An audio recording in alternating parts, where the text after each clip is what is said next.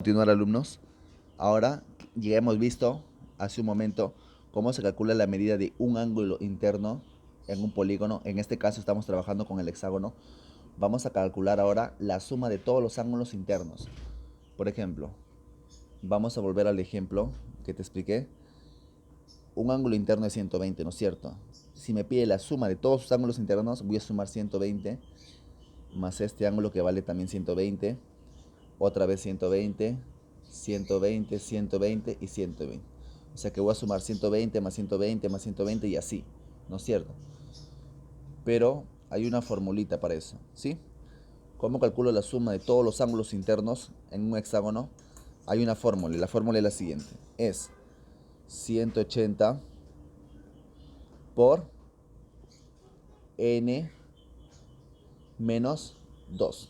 Así de simple. 180 por n menos 2. Muy bien. Y la suma de todos los ángulos internos se le conoce como el símbolo se llama sigma, que es sumatoria. Suma de los ángulos internos. Así se le conoce, ¿ya? Entonces, vamos a reemplazar en la fórmula, ¿sí? Sería 180 por n. Acuérdate que n vale 6, ¿sí? En un hexágono. 6 menos 2. O sea, 180 por 6 menos 2, 4, ¿no es cierto? Y multiplicamos estos dos números. 4 por 0, 0.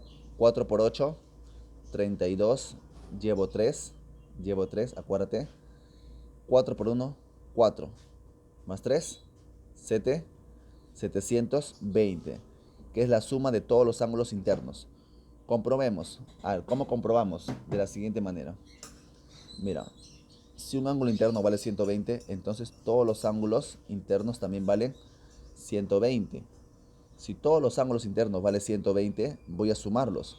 Pero ¿cuántas veces lo voy a sumar? 1, 2, 3, 4, 5 y 6. Entonces, si sumo 6 veces 120, tiene que darme ¿cuánto? 700, 720, ¿sí o no? Y coincide, ¿no es cierto?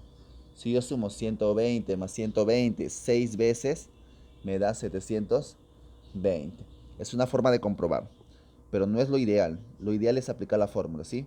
Porque imagínate que tengamos un polígono de 20 lados. No vamos a sumar 20 veces.